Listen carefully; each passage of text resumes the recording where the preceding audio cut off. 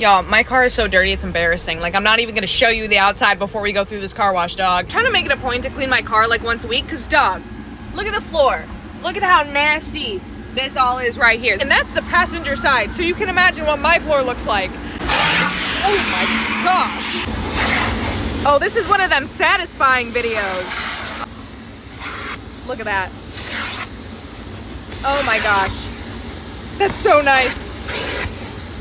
Look at how spotless my floors are. Okay, well, ignore that. Those are little crumbs that the vacuum didn't pick up. When the vacuum doesn't pick it up, I just kind of think it's meant to be and I move on with my day. I'm like, it's obviously there for a reason.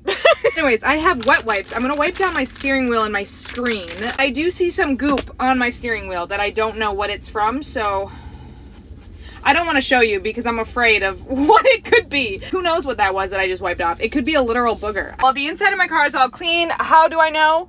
Because of that.